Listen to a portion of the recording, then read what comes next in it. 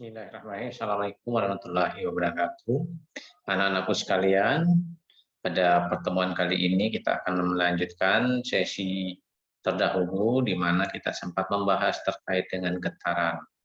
Nah, izinkan Pak Guru hari ini untuk memaparkan kelanjutan materi kita. Untuk itu, siapkan segala sesuatunya yang terkait dengan penerimaan materi pelajaran kali ini. Dan sebelumnya Pak Guru mohon maaf, pada pertemuan kali ini Pak Guru sampaikan melalui video rekaman ini, karena satu dan lain hal yang tidak bisa, Pak Guru harus bersama dengan siswa-siswaku sekalian. Materi kita kali ini akan melanjutkan materi-materi terdahulu. Baik anak-anakku sekalian, mari kita ikuti saja untuk materi kali ini terkait dengan getaran dan gelombang. Materi ini adalah materi kedua dari pelajaran kita, mata pelajaran fisika di kelas 10 di sekolah kita ini, khususnya di semester genap. Sedikit mengulas materi yang sudah, bahwa apa itu getaran? Getaran adalah suatu gerakan bolak-balik yang dialami oleh sebuah benda yang terjadi secara periodik. Periodik artinya antara waktu saat bolak-balik pertama dengan sebuah bolak-balik kedua dan selanjutnya memiliki rentang waktu yang sama. Getaran ini juga sering disebut sebagai ayunan sederhana. Mungkin siswa-siswaku sekalian pernah menyaksikan seorang anak kecil yang bermain ayunan. Nah, jika pernah atau pernah merasakan, maka sesungguhnya terkait dengan ayunan sederhana ini, kita bisa mengasumsikan atau kita bisa menghayal saat kita sendiri berada pada permainan ayunan tersebut. Di dalam getaran ini sendiri, ada arah getarnya. Artinya ada simpangan yang diberikan pada benda yang berayun untuk menghasilkan sebuah getaran. Sedangkan gelombang itu adalah getaran yang merambat. Artinya gelombang memiliki arah getar juga memiliki arah rambat. Kalau getaran hanya bergetar, maka gelombang di samping dia bergetar juga merambat.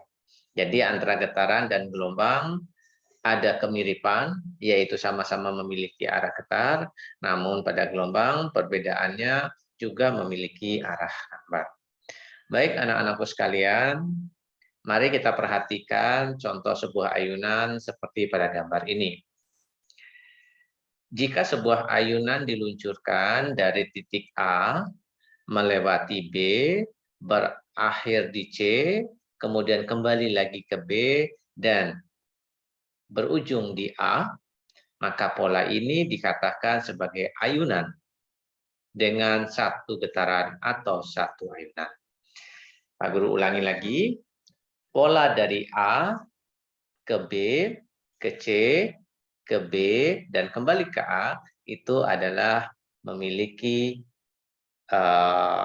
sebutan sebagai satu ayunan.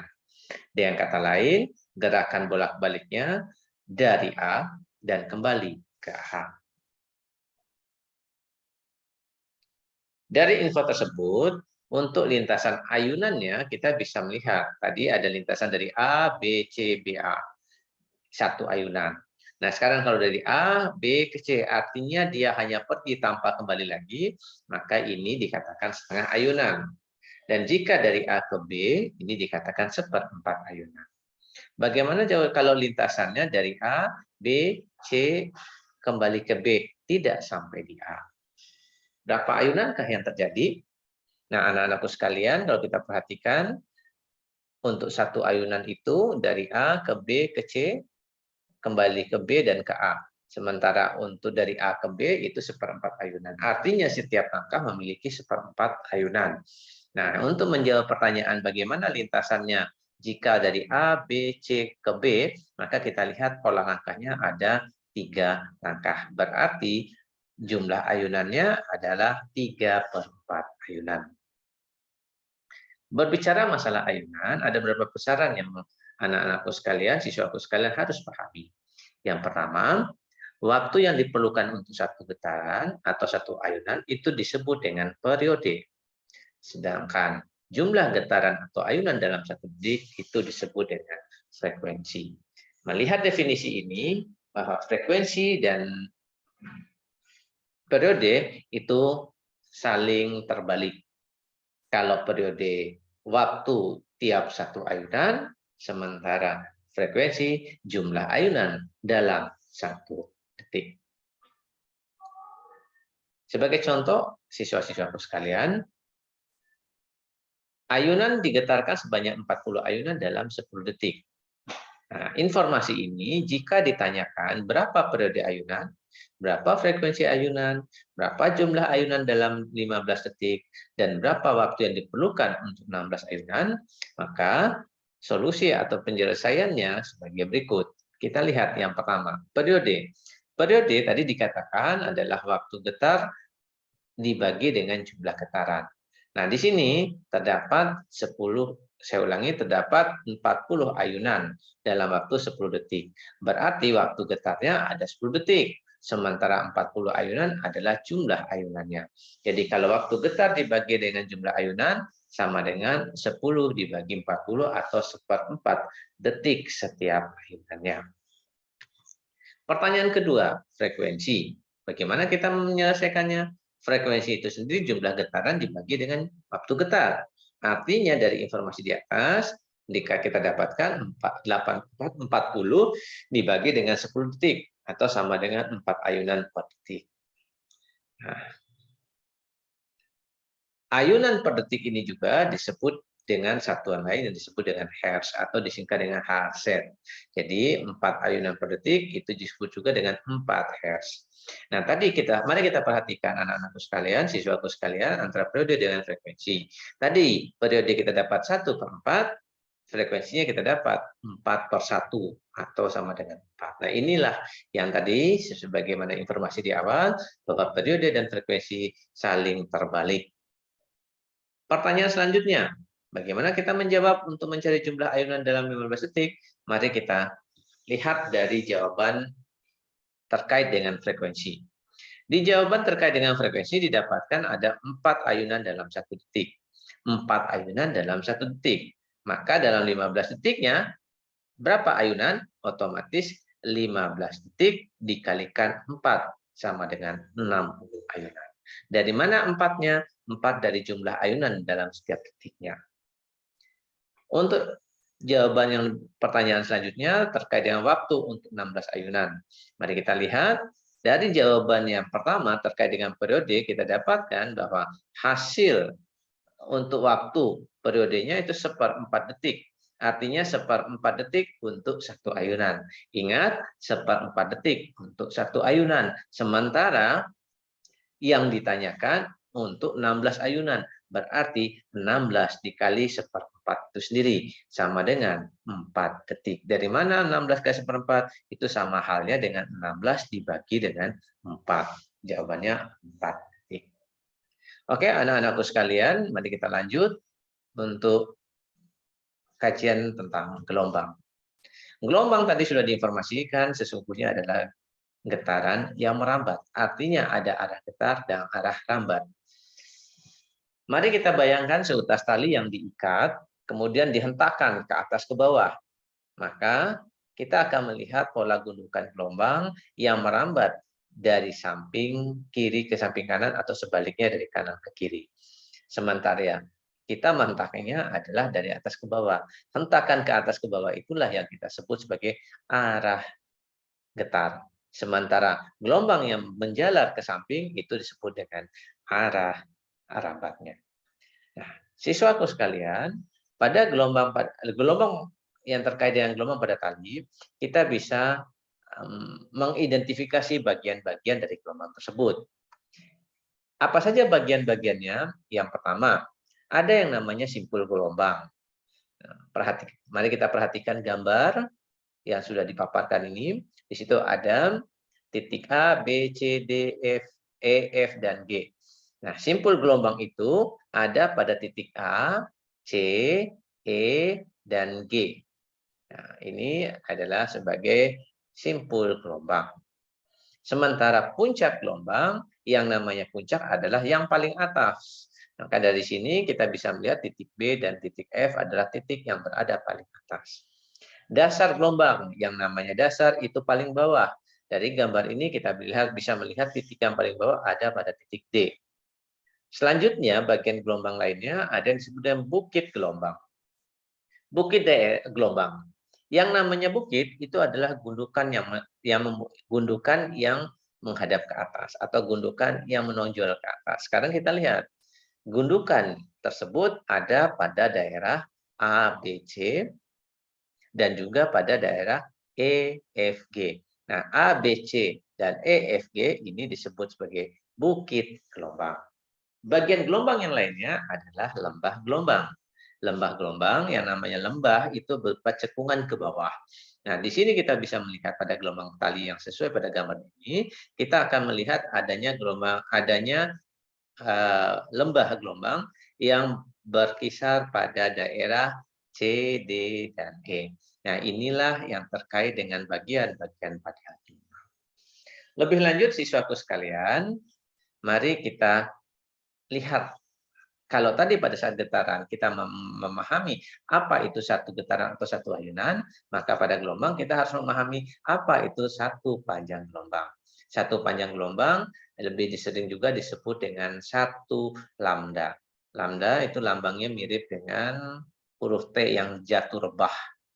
Nah, apa itu satu panjang gelombang? Satu panjang gelombang itu diartikan sebagai yang pertama jarak dari puncak ke puncak berurutan.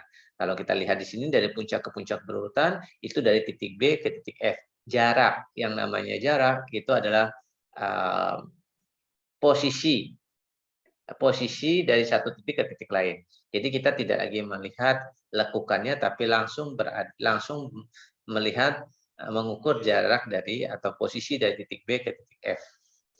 Itu adalah definisi satu panjang gelombang. Definisi lainnya adalah jarak dari dasar ke dasar yang berurutan. Nah, definisi lebih lanjut itu adalah jumlah satu bukit ditambah satu lembah. Kalau kita perhatikan tadi istilah bukit dan lembah, bukit itu adalah gundukan ke atas, lembah adalah cekungan ke bawah. Maka dari gambar ini kita bisa melihat A, B, C itu adalah bukitnya, C, D, E adalah lembahnya. Berarti satu bukit ditambah satu lembah itu dari A, B, C, D sampai ke E. Kemudian bisa juga satu panjang gelombang diartikan sebagai jarak tiga simpul yang berurutan.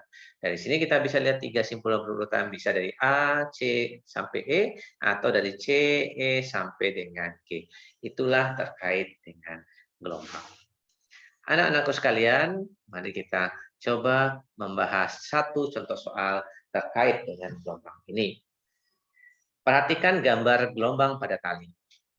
Di sini ada informasi di mana yang vertikal arah sumbu Y itu adalah getarannya, sementara yang mendatar itu adalah informasi terkait dengan waktu rambatnya. Nah, ada informasi angka 0, 0,2, 0,4, dan 0,6 itu sesungguhnya adalah informasi terkait dengan waktu rambatnya. Sementara 15 cm itu merupakan panjang tali yang dihentakkan membentuk gelombang. Baik, kita perhatikan. Dari gambar ini, maka ada beberapa informasi yang siswa-siswaku sekalian dapat memahaminya. Yang pertama, terkait dengan panjang gelombang. Panjang gelombang dari gambar ini adalah 10 cm. Pertanyaannya, dari mana angka 10 itu?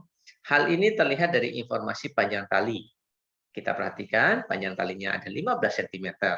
Dan jika kita perhatikan panjang gelombang yang terbentuk, itu ada 1,5 gelombang. Dari mana 1,5 gelombangnya? Kita lihat di sini ada satu bukit, ada dua lembah. Sementara satu bukit ditambah satu lembah itu adalah satu panjang gelombang. Sehingga ini kita bisa mendapatkan kalau ada dua lembah satu bukit berarti 1,5 panjang gelombang.